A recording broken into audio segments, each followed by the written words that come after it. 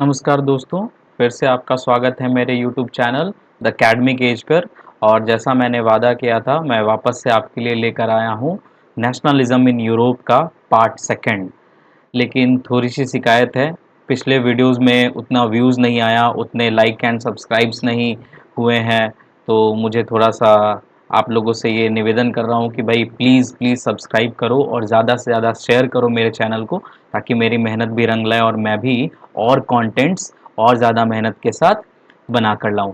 साथ ही साथ आपसे एक ये सजेशन भी मैं शेयर करने के लिए कोशिश कर रहा हूँ कि भाई अगर आपको लग रहा है कि मैं पीपीटी स्टाइल में, ये जो प्रेजेंटेशन स्टाइल में पढ़ा रहा हूँ, अगर आपको लगता है मैं किसी और स्टाइल में पढ़ाऊँ तो आप मुझे कमेंट में अपने सुझाव दे सकते हो, मैं उस पर भी काम करूँगा। तो चलिए हम लोग शुरू करते हैं आज के चैनल को, और इस चैप्टर को आज हम लोग कंप्लीटली फिनिश करेंगे, ठीक है।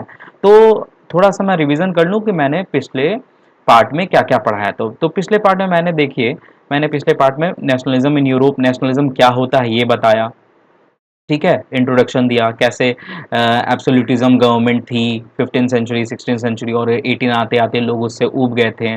कैसे फ्रेडरिक शोरियो ने अपना विज़न बताया था।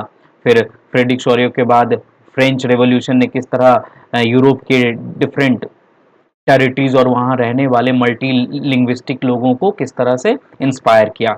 इसके अलावा फ्रेंच रेवोल्यूशन ने क्या क्या अच्छी बातें बताई, नेपोलियन का रोल क्या रहा, उसने सिविल कोड के थ्रू क्या क्या उपाय किए। इसके अलावा यूरोप में नेशनलिज्म की शुरुआत कैसे होती है, मैंने ऑस्ट्रिया हंगरी का जो हैब्सबर्ग एम्पायर था, उस एम्पायर के थ्रू किस तरह से मल्टी लिंगुअल डायनेस्टी को वो चला रहे थे और कैसे उन्होंने कब्जे कर रखा था उसको बताया था। इसके अलावा ही मैंने आपको एरिस्टोक्रेसी और मिडिल क्लास का डिफरेंस बताया। फिर लिबरल नेशनलिज्म में लिबरलिज्म का मतलब क्या होता है, कैसे प्रशा ने जोल्बेराइन ला करके जर्मनी को इकोनॉमिकली यूनिफाइड करने की कोशिश की। इसके अलावा मैंने बताया था आपको न्यू कंजर्वेटिव ऑर्डर में वियना कांग्रेस क्या था, उसको हेड ड्यूक मेटरनिक ने किया था। फिर मैंने आपको बताया था फ्रांस में जुलाई रेवोल्यूशन कैसे हुआ। फिर आपको बताया मैंने रोमांटिसिज्म क्या होता है, करोल कुरपिंस्की के बारे में बताया। फिर आपको बताया मैंने हंगर हार्डशिप। इन सारे स्टोरीज को बताने के बाद मैं लास्ट आपको फ्रैंकफर्ट पार्लियामेंट बता करके मैंने वीडियो को एंड किया था। तो आज हम लोग यहीं से शुरू करेंगे कैसे, जैसे मैंने बताया था कि फ्रैंकफर्ट पार्लियामेंट जो था वो जर्मन लोगों का एक सपना था कि वो डेमोक्रेसी को और कॉन्स्टिट्यूशन को अपने यहाँ फ्रांस की तर्ज पे ही वापस लेकर आएंगे। लेकिन कैसे विलियम फोर्ड जो है वहाँ का जो राजा था, वो उनके इस जो जिसको ऑफर दिया जाता है कि वो प्रशा के किंग से वो जर्मनी का एम्पायर बन सकता है, बट वो कैसे उस ऑफर को ठुकरा देता है। और क्यों वो ठुकरा देता है, क्योंकि उसके पीछे रीजन था कि वो नहीं चाहता था कि जर्मनी में फ्रांस की तरफ तर्ज पे ही क्या आए, डेमोक्रेसी और कॉन्स्टिट्यूशन आए, और जो पावर ऑफ मोनार्किज्म है उसका इंप्रेशन जर्मनी से, जो डोमिनेंस है, घट जाए। ठीक है, वो जर्मन कॉन्फेडरेशन से, दैट इज वाई अब जो जर्मनी, जो प्रशा है और प्रशा का किंग है, और प्रशा के किंग के पास ये आइडिया है कि भाई अगर हमको जर्मनी को यूनिफाइड करना ही है तो लिबरल नेशनलिस्टों के माध्यम से क्यों करें, हमें खुद चांस लेना चाहिए। और मिलिट्री और एरिस्टोक्रेसी भी इसमें साथ देती है। और अब प्रशा का किंग अपने chief minister Otto von Bismarck के माध्यम से प्रशा के मेन राज्य बनाते हुए जर्मनी को यूनिफाइड करने की कोशिश में लग जाता है। और अब हम लोग आज यहीं से अपनी चैप्टर की शुरुआत करेंगे, ठीक है। कैसे जर्मनी जो एक कॉन्फेडरेशन था, किसका, 39 स्टेट्स का, वो कैसे कॉन्फेडरेशन से एक नेशन स्टेट बनता है, ठीक है। तो देखो, मैंने बताया कि अब जो आपका जर्मन राष्ट्र बनने जा रहा है उसमें प्रशा का इनिशिएटिव था, ठीक है। और प्रशा मिलिट्री प्लस एरिस्टोक्रेसी के माध्यम से जर्मनी को क्या करना चाहता है, यूनिफाइड करना चाहता है। और इसका बीरा, इसका responsibility that was given to, या आप कह सकते हो उठाता है कौन, उस समय प्रशा का जो चीफ मिनिस्टर था, प्रशा के किंग उनका ऑटो वॉन बिस्मार्क, उसको ये दायित्व, उसको ये रिस्पॉन्सिबिलिटी सौंपी जाती है। और देखो, ऑटो वॉन बिस्मार्क एक बहुत ही अच्छा डिप्लोमैट, एक बहुत अच्छा डिप्लोमैट था, बहुत ही ज्यादा तेज तर्रार, क्लेवर ब्यूरोक्रेट था। और उसके लिए एक आम बात थी, ठीक है, उसने अपने रोल को बहुत अच्छे ढंग से निभाया। और वो क्या करता है, पहले वो देखता है कि जर्मनी जो है, जो जर्मन कॉन्फेडरेशन है, उसके रास्ते में कौन कौन से कांटे हैं। तो उसे दिखता है कि तीन जो नेशन है जो जर्मनी के यूनिफिकेशन में सबसे बड़े रोड़े हैं, ऑब्स्टैकल हैं, पत्थर आप कह सकते हो, और वो है नॉर्थ में आपका डेनमार्क है, ठीक है। इधर आओ नीचे साइड में, तो इधर फ्रांस है, और इस साइड में अगर आओ तो यहां पर आपका ऑस्ट्रिया है, ठीक है। तो अगर मैं इस फिगर को वापस से छोटा करके बताऊं तो देखो इस तरह से है,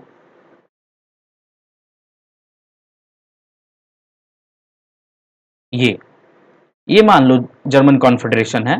तो यहां पे आपका डेनमार्क, यहां पे फ्रांस, और यहां पर आपका ऑस्ट्रिया। तो इन तीनों से लोहा लेना पड़ेगा, तभी जर्मनी एक यूनिफाइड राष्ट्र, एक नेशन बन सकता है। किसके लीडरशिप में? प्रशा के लीडरशिप में। तो विस्मार्क इस अपॉर्चुनिटी को उठाता है और 7 सालों तक कंटिन्यू उसकी वॉर चलती है। पहला वॉर डेनमार्क के साथ होता है 1864 में, जिसमें आपकी प्रशियन आर्मी जीत जाती है। सेकंड वॉर 1866 में ऑस्ट्रिया के साथ होती है, इसमें भी उनकी विजय होती है, दे गॉट विक्ट्री। और फाइनली जो सबसे पावरफुल राष्ट्र था फ्रांस, उसके साथ 1870 से 1871 तक वॉर चलता है, और इस वॉर में भी प्रशा की सेना जीत जाती है। और इसके साथ ही आपका फ्रांस इन तीनों को, फ्रांस, ऑस्ट्रिया और डेनमार्क को हरा करके प्रशा विक्ट्री को प्राप्त करता है, और प्रशा एक यूनिफाइड जर्मन नेशन को स्टैब्लिश करता है।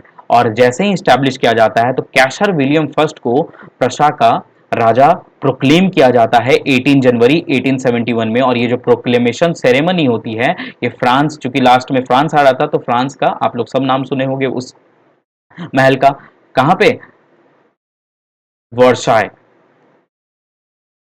ठीक है, पैलेस ऑफ वर्साय में वहां पर सेरेमनी आयोजित की जाती है, और वहीं पे कैसर विलियम वन को जर्मनी का किंग घोषित किया जाता है। जर्मनी जैसे ही एक, अब प्रशा के इनिशिएटिव पे जब जर्मनी एक राष्ट्र बनता है, तो जर्मनी अपने लक्ष्यों को, अपने टारगेट्स को अचीव करने के लिए कुछ नई घोषणाएं करता है। उनका घोषणा था कि अब वो करेंसी को मॉडर्नाइज करेंगे, लीगल, बैंकिंग और जुडिशियल सिस्टम को क्या करेंगे? मॉडर्नाइज करेंगे, ताकि जर्मनी को एक आगे पंक्ति वाली, यानी कि फर्स्ट क्यू वाले नेशन में ला करके, जहां वो ब्रिटेन, रशिया और फ्रांस पहले से है, उस टक्कर में वो ले जाना चाहते थे। और प्रशा के उठाए गए इन स्टेप्स का और इन प्रैक्टिसेस का असर ये पड़ता है कि ये सारे स्टेप्स जो प्रसा लेता है जर्मनी को यूनिफाइड करके, जर्मनी को मॉडल राष्ट्र बनाने में, ये यूरोप के जो नई नई कंट्रीज आज़ाद हो रही थी, नेशन स्टेट बन रही थी, उनके लिए एक रोल मॉडल साबित होता है। तो इस तरह ऑटोमन विस्मार्क के लीडरशिप में जर्मनी क्या बन जाता है? एक यूनिफाइड राष्ट्र बन जाता है, और जर्मनी का सपना पूरा हो जाता है, जर्मन्स का सपना पूरा हो जाता है। बट यहाँ ध्यान देने वाली ये बात है कि जो लिबरल नेशनलिस्ट तैयारी कर रहे थे फ्रांस की तर्ज पर बनाने का, वो नहीं बना पाते हैं, ठीक है। और यहाँ पर एक प्रशासन राष्ट्र तो बनता है, बट मोनार्की के अंडर, ठीक है ना, यहाँ पे मोनार्किज्म आता है। लेकिन हाँ चलो, सपना तो पूरा हो गया। अब हम आते हैं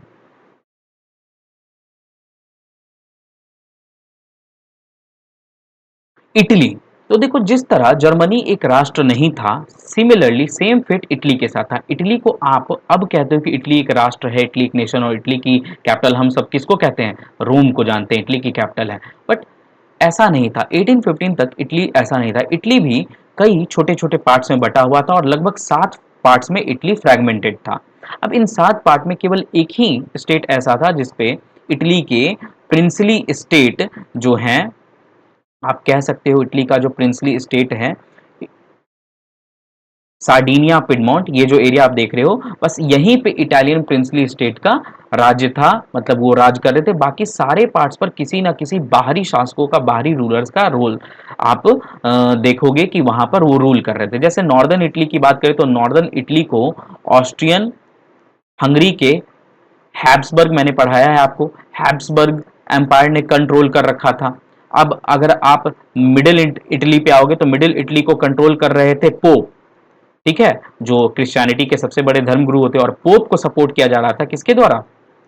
फ्रेंच आर्मी के द्वारा, यानी फ्रांस यहाँ पे हेल्प कर रहा था इस पार्ट को, इस जो मिडिल इटली है इसको कंट्रोल करने में पोप को। और जो साउदर्न इटली है, साउदर्न इटली को स्पेन के जो बर्बन किंग्स थे, उन्होंने कंट्रोल में ले रखा था और इस पे उनका राज था। इस तरह देखो इटली 7 स्टेट्स था, बट ये कई पार्ट्स में क्या था, डिवाइडेड था, और इन हर पार्ट पे इटली के अलग अलग रूलर का, इटली के रूलर का नहीं, अलग अलग रूलर्स का रूल था, जिसमें इटली जो है उसका केवल एक राज्य, कौन, सार्डिनिया पिडमोंट, वहीं पे उनका रूलर था। और सार्डिनिया पिडमोंट का उस समय जो किंग था वो था विक्टर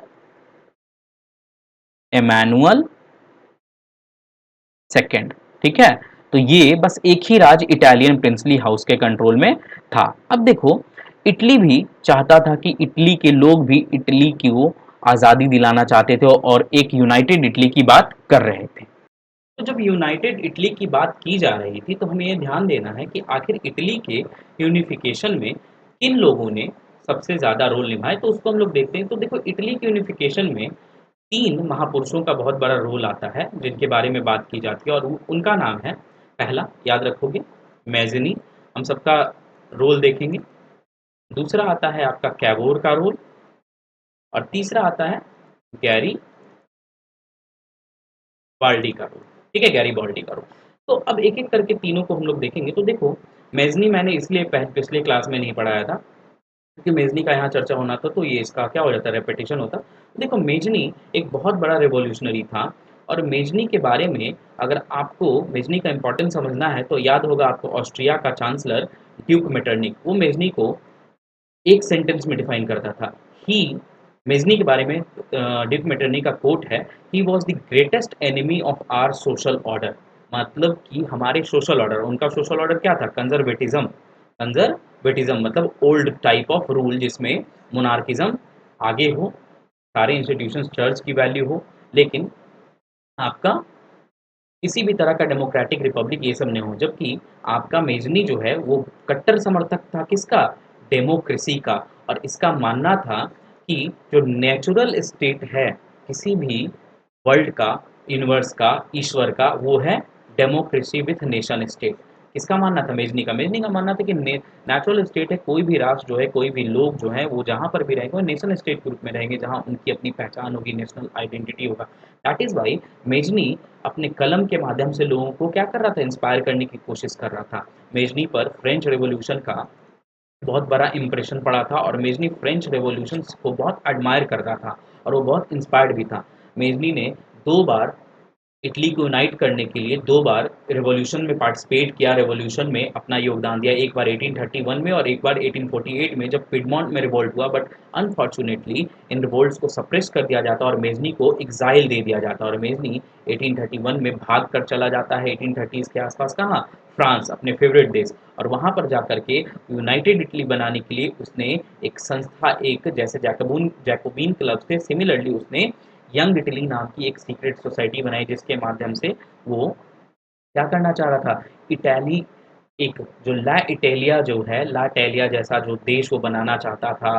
तो एक जैसे सोच वाले लोगों को मिला करके वो यंग इटली के माध्यम से लोगों को इंस्पायर कर रहा था, सीक्रेट सोसाइटी के माध्यम से। तो मेजनी का रोल ये रहा कि उसने अपने कलम, अपने पेन की ताकत से इंटेलेक्चुअलिटी को शो करते हुए लोगों को इंस्पायर किया, नेशनल आइडेंटिटी, नेशनल सेंटिमेंट्स को इवॉल्व किया, डेवलप किया, और उसने लोगों को हमेशा लिख करके इंस्पायर किया, जिससे जो नेक्स्ट दौर के नेता रहे, आपके कैवोर, आपके गैरिबॉल्डी, ये सब उससे इंस्पायर होकर के आगे इटली की यूनिफिकेशन में अपना रोल निभा पाते हैं।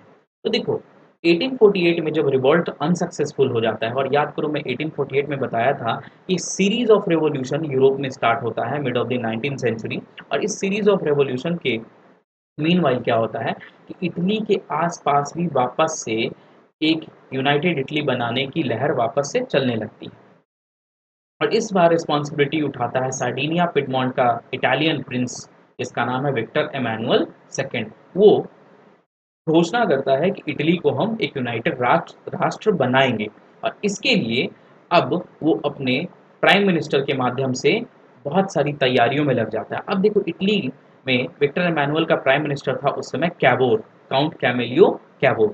कैवोर का न तो वो नेशनलिज्म का सपोर्टर था, न तो वो डेमोक्रेसी का सपोर्टर था, इवन उसको अच्छे से इटालियन भाषा भी नहीं बोलनी आती थी। कैवोर एक एरिस्टोक्रेट था और उसको फ्रेंच बहुत अच्छा बोलने आता था, rather than Italian. In spite of that वो एक यूनाइटेड इटली बनाने के लिए प्रयत्नशील था अपने राजा के अनुसार। और कैवोर इसके लिए फ्रांस के साथ एक बहुत ही महत्वपूर्ण ट्रीटी साइन करता है, कब? 1859 में। और इसमें वो फ्रांस की हेल्प से ऑस्ट्रिया हंगरी को 1859-60 में हुए युद्ध में नॉर्दर्न पार्ट पे, चूंकि मैं पहले बता चुका हूँ किसका कब्जा था, ऑस्ट्रिया हंगरी के हैब्सबर्ग एम्पायर का, तो उनको उस युद्ध में हरा देता और इस तरह नॉर्दर्न इटली को प्रिंसली स्टेट्स जो पहले विक्टर एमैनुअल के कंट्रोल में था, इस तरह नॉर्दर्न इटली जो है वो वापस से कंट्रोल में आ जाता है और इस तरह इटली का यूनिफिकेशन का एक प्रोसेस आगे बढ़ जाता है। ठीक है, अब देखो उसके बाद हम लोग देखेंगे जोसेफ गैरीबॉल्डी को। तो गैरीबॉल्डी को देखने से पहले थोड़ा सा गैरीबॉल्डी के बारे में हम लोग जान ले। गैरीबॉल्डी जो है मर्चेंट नेवी के फैमिली से आता था और एक सेलर था, ठीक है, और ये बिजनेसमैन की फैमिली से था जिसका एम था ट्रेड करना। लेकिन 1833 के आसपास जब मेजनी अपने प्राइम दौर में अपने लेखन के माध्यम से, अपने राइटिंग्स के माध्यम से इटालियन लोगों को इंस्पायर कर रहा था, तो इसके प्रभाव में आ जाता है कौन? इसके इन्फ्लुएंस में आता है, मेजनी के इन्फ्लुएंस में कौन? गैरीबॉल्डी। और वो उनके सीक्रेट सोसाइटी क्या बनाया था, यंग इटली, उसको ज्वाइन करता है और पिडमॉन्ट में हुए रिवॉल्ट में वो साथ देता है। बट इसके कारण उसे देश निकाला की सज़ा, एग्जाइल की सज़ा मिलती है और वो गैरीबॉल्डी चला जाता है कहाँ? साउथ, चला जाता है कहाँ? South America. ठीक है, अब 1848 में जब वो वापस आता है तो वो देखता है कि विक्टर एमैनुअल ने रिस्पॉन्सिबिलिटी ली है यूनाइटेड इटली बनाने के लिए, और इसके लिए वो रेड शर्ट्स नामक एक वॉलंटियर ऑर्गेनाइजेशन तैयार करता है। और जैसे ही वो रेड शर्ट तैयार करता है उसमें धीरे धीरे वॉलंटियर्स की संख्या बढ़ करके 30,000 हो जाती है। इतने लोग इटली को आज़ादी दिलाने के लिए, इटली को डिफरेंट रूलर से आज़ादी दिलाने के लिए और यूनाइटेड इटली बनाने के लिए गैरीबॉल्डी का साथ देते हैं। और फाइनली गैरीबॉल्डी रेड सर्च के माध्यम से अपने एक्सपेडिशन ऑफ थाउजेंड्स की ओर निकलता है और 1860 में वो पहुंचता है the kingdom of to Sicilies. ठीक है, टू स्टेट्स जिसको सिसलीज है और यहाँ पे आपका नेपल है। और इसमें यहाँ पर इसका स्वागत किया जाता है वहाँ के लोकल पीजेंट्स के द्वारा, जो यहाँ के रूलर स्पेनिश बर्बन किंग्स के पॉलिसी से काफ़ी परेशान थे और वो गैरीबॉल्डी और उसके रेड सर्च को सपोर्ट करते हैं, जिसके थ्रू उनके लोकल सपोर्ट के मिलने के कारण गैरीबॉल्डी साउदर्न पार्ट को, इटली के साउदर्न पार्ट को स्पेनिश बर्बन किंग्स की चंगुल से आज़ादी दिला देता और इस तरह 1860 में ये पार्ट भी यूनाइटेड इटली के अंदर आ जाता है। अब मज़ेदार बात यह है, ध्यान रखना, कि जो भी साउदर्न इटली के लोग हैं उनको पता ही नहीं है कि ला टैलिया क्या है, उनको नेशनलिज्म का कोई कॉन्सेप्ट पता नहीं। उनको ऐसा फील हो रहा है कि ला टैलिया जिसके लिए वो लोग लड़ रहे हैं वो इटसेल्फ विक्टर एमैनुअल की कौन है? विक्टर एमैनुअल की वाइफ है। सोचने वाली, हैरानी वाली बात है कि सोचो, वो साउथ इटली के जो पीजेंट्स हैं वो गैरीबॉल्डी का साथ तो दे रहे हैं मूवमेंट में, रेवोल्यूशन में, बट उनको लग रहा है कि वो इसलिए लड़ रहे हैं क्योंकि स्पेनिश बर्बन किंग्स ने ला टैलिया जो पत्नी है किसकी, विक्टर एमैनुअल की, उसको कब्जे में कर लेखा है। जबकि उनको ये नहीं पता था कि la Italia was a phrase using by all of the revolutionaries to make Italy unified. ठीक है, और इस तरह इटली 1861 में यूनिफाइड हो जाता है और यूनिफाइड इटली के पहले इम्पेरर बनते हैं कौन? विक्टर एमैनुअल सेकंड, और इटली का यूनिफिकेशन प्रोसेस पूरा हो जाता है। क्या हो गया? नहीं। देखो इसमें ट्विस्ट ये है, सेंट्रल पार्ट हमने देखा कि हर पार्ट तो गया, लेकिन सेंट्रल पार्ट का क्या? इटली कई पार्ट से बटा था, सेंट्रल पार्ट तो यूनिफाइड नहीं हुआ। तो सेंट्रल पार्ट में भी जो गैरीबॉल्डी है वो 1867 में ट्राई तो करता है कि हम यहाँ जाएंगे और इसको भी कब्जे में लेंगे, लेकिन उस समय यहाँ पर फ्रांस की सेना प्लस पेपल स्टेट की सेना इतनी पावरफुल थी कि गैरीबॉल्डी की रेड शर्ट्स उनका मुकाबला नहीं कर पाती और वो भाग आते हैं। ठीक है, लेकिन जैसे ही 1859 में 1870 में, याद रखना जर्मनी का यूनिफिकेशन का भी यहाँ पे लिंक है थोड़ा सा। जर्मनी यूनिफिकेशन में प्रशा प्लस फ्रांस आपस में कब लड़ रहे थे? 1870 में। तो फ्रांस को सेना की ज़्यादा ज़रूरत थी। ऐसे में फ्रांस अपनी ट्रूप्स को इस पेपल स्टेट से, रोम से बाहर निकाल लेता है और इसी मौके का फ़ायदा उठा करके वापस से गैरीबॉल्डी 1870 में यहाँ पर अटैक करता है और इसको भी यूनिफाइड इटली में मिला लेता है और इस तरह फाइनली 1871 में इटली का यूनिफिकेशन का प्रोसेस पूरा हो जाता है, ठीक है। और इस तरह जर्मनी और इटली दो एक नए नेशन स्टेट के रूप में उभर कर यूरोप में सामने आते हैं। अब हम लोग देखेंगे ब्रिटेन का स्ट्रेंज केस। तो देखो, ब्रिटेन एक ऐसा कंट्री रहा जहाँ पे कोई खून खराबा नहीं हुआ, जहाँ पे कोई रेवोल्यूशन नहीं हुआ, जैसा इटली, फ्रांस, आपने जर्मनी में देखा। यहाँ पर बहुत चीज़ें अपने आप धीरे धीरे कन्वर्ट हो गई और धीरे धीरे ब्रिटेन अपने आप एक यूनिफाइड नेशन के रूप में स्थापित हुआ, स्टैब्लिश हुआ। तो ये एक सेल्फ ड्रॉन प्रोसेस के थ्रू। तो पहले हम आज का ब्रिटेन देखते हैं और देखो इसमें ज़्यादा अंतर नहीं है। देखो, ऊपर स्कॉटलैंड है, ये है इंग्लैंड जिसको हम लोग जिसका राजधानी लंदन भी कहते हैं, ये है वेल्स, ये आयरलैंड और इसमें एक छोटा सा नॉर्दर्न आयरलैंड। अब इसको समझेंगे, देखो क्यों ऐसा मैंने पिक्चर लगाया है। तो देखोगे, तो देखिए, देखो ग्रेट ब्रिटेन जो है वहां पर 1688 में इंग्लैंड में ग्लोरियस रेवोल्यूशन होता है और इस रेवोल्यूशन के थ्रू एक बहुत ही चमत्कारी चेंज होता है कि जो इंग्लैंड की पार्लियामेंट है, इंग्लैंड की पार्लियामेंट के हाथ में ऑटोमेटिकली मोनार्की से पावर वो लोग ड्रॉ कर लेते हैं। अब इंग्लैंड में पार्लियामेंट ऑल इन ऑल है, यानी सारा पावर, मोनार्की तो है बट पावर कौन एक्सरसाइज कर रहा, पार्लियामेंट। अब धीरे धीरे इंग्लिश कल्चर को वो लोग स्टैब्लिश करना, प्रोपेगेट करना शुरू करते हैं। अब इंग्लैंड वेल्स को 15-16 सेंचुरी में ही अपने अंदर, जब वो प्योर रूप से क्या रहता है, मोनार्की रहता है, तभी वो कब्जे में कर लेता है। अब वो धीरे धीरे ऊपर बढ़ते हैं और स्कॉटलैंड के लोगों को वो अपने कब्जे में लेना शुरू करते हैं। इसके लिए वो स्कॉटलैंड को पहले एनेक्स करते हैं और स्कॉटलैंड को एनेक्स करने के बाद वहां पर एक एक्ट ऑफ यूनियन लागू करते हैं 1707 में, जहां पर स्कॉटलैंड की जो मूल भाषा थी गैलिक, उसको रेस्ट्रिक्ट कर दिया जाता है, वो नेशनल ड्रेस नहीं पहन सकते हैं और उनके ऊपर जबरदस्ती इंग्लिश कल्चर और इंग्लिश लैंग्वेज को थोपा जाता है।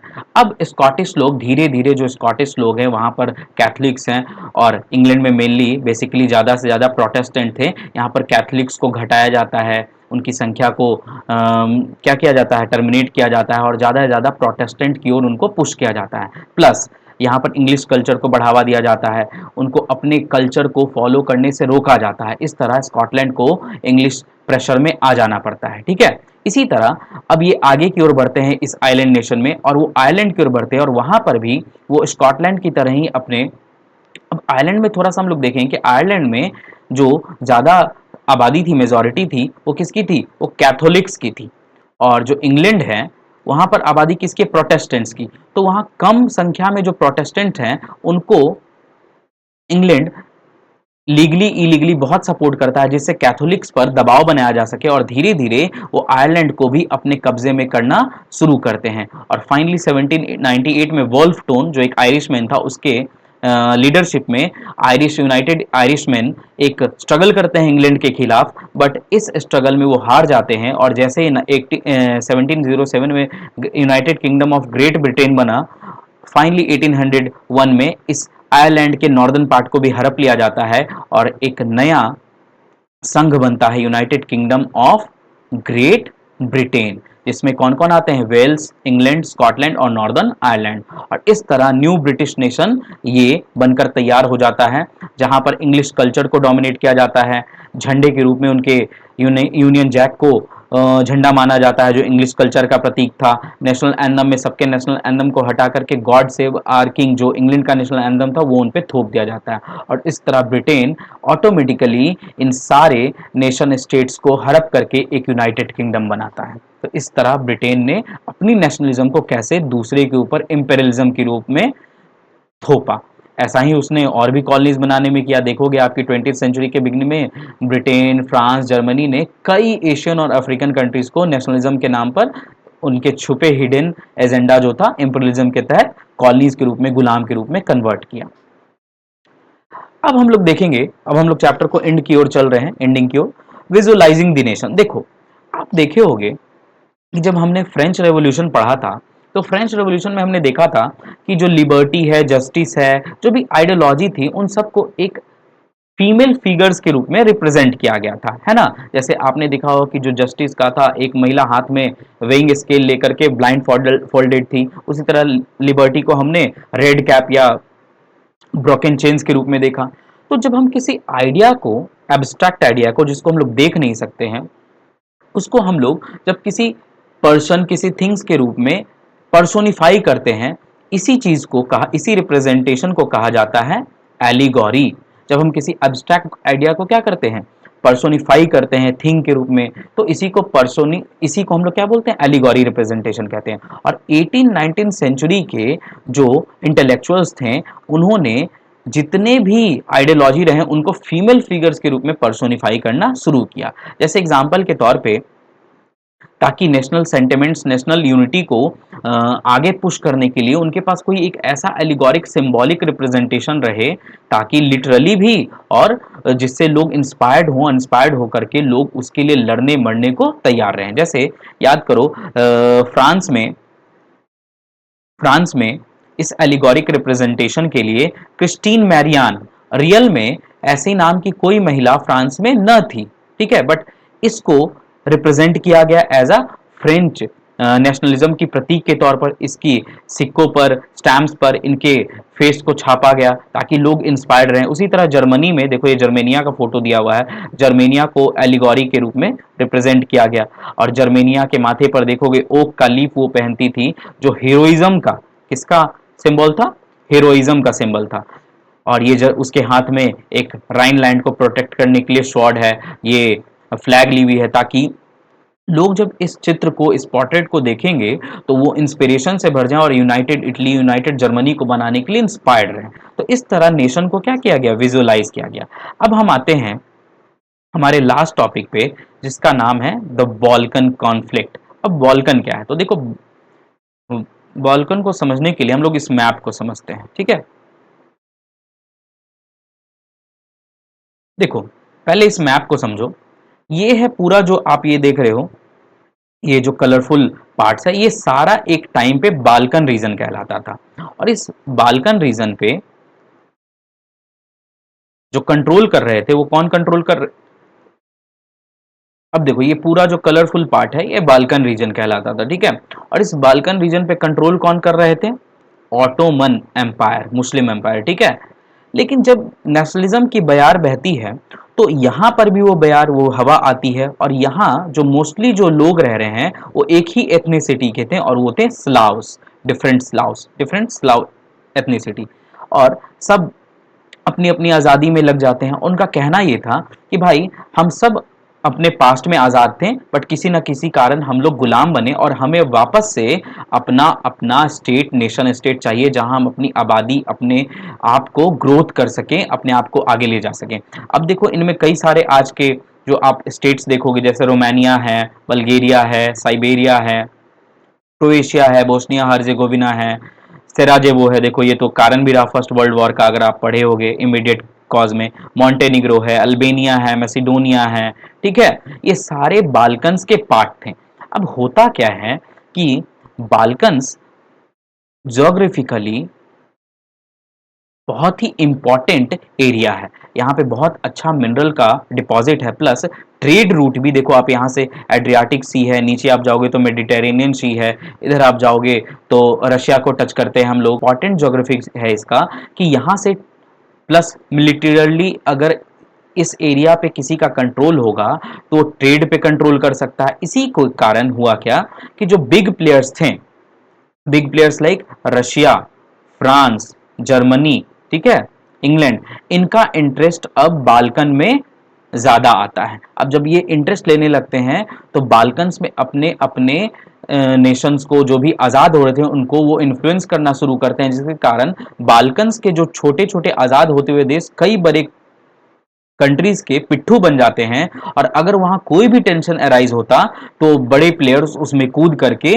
एक दूसरे को नीचा दिखाने का काम कर रहे थे। इसका नतीजा ये हुआ कि धीरे धीरे बाल्कन स्टेट्स आपस में बहुत ज्यादा उलझते चले गए, और इसी के कारण world war one Balkan state में अस्थिरता, अनस्टेबिलिटी के कारण हो जाता है, जिसको हम लोग नाइन्थ में भी पढ़ चुके हैं नाजिज्म में, ठीक है, जो हम लोग को नहीं पढ़ना है। बस आप ये याद रखो कि बाल्कन कन्फ्लिक्ट ही एक ऐसा कॉन्फ्लिक्ट रहा जिसने वर्ल्ड वॉर वन को जन्म दिया। और इसका रीजन ये रहा कि नेशनलिज्म जो है, अब नेशनलिज्म न रह करके अल्ट्रा नेशनलिज्म की ओर चलेगा। और अल्ट्रा नेशनलिज्म को हम लोग क्या कह सकते हैं, इंपेरियलिज्म, कि जहां नेशनलिज्म के का नाम लेकर के लोग दूसरे टेरिटरीज को क्या कर रहे थे, हड़पना चालू कर रहे थे। इस तरह नेशनलिज्म इंपेरियलिज्म में कन्वर्ट हो जाता है। लेकिन याद रखना, एशिया और अफ्रीका की कंट्रीज यूरोप के इस नेशनलिज्म के दौर को देख रही थी, और उनका नेशनलिज्म इस यूरोपियन नेशनलिज्म से क्या था, बिल्कुल अलग था। चूंकि ये जो यूरोपियन इंपीरियल पावर्स थे, वो एशिया और यूरोप में, एशिया और अफ्रीका में जाकर के क्या कर रहे थे, उनको गुलाम बना रहे थे। तो उन्होंने उनसे तंग आकर के, उनके सप्रेसिव मेजर से, उनके रिप्रेसिव मेजर से तंग आकर के उन्होंने फ्रीडम की डिमांड की, और वो अपने नेशन स्टेट्स को बनाने के लिए वो नेशनलिज्म का वहां पर अलग दौर शुरू होता है, जिसको हम लोग सेकंड चैप्टर में इंडिया के एग्जांपल से नेशनलिज्म इन इंडिया पढ़ेंगे। ठीक है, तो आज के लिए चैप्टर होता है आपका समाप्त। याद रहे कि भाई आप लोग ज़्यादा से ज़्यादा लाइक करो, सब्सक्राइब करो, और अगर मुझसे कहीं पर आपको लग रहा है कि हाँ तो मुझे और अपने कंटेंट में सुधार करना चाहिए, तो आप मुझे कमेंट में बता भी सकते हो। इसके लिए मैं आपका सदा आभारी रहूँगा। आप मुझे जितना सुधारोगे मैं उतना ही मेहनत करूँगा, लेकिन ज़्यादा से ज़्यादा सब्सक्राइब करो। Thank you. वीडियो में अंत तक बने रहने के लिए आप सभी का धन्यवाद। अगर वीडियो पसंद आया हो तो लाइक करें, सब्सक्राइब करें और बेल बटन को हिट करें। साथ ही साथ जितना हो सके चैनल को शेयर करें।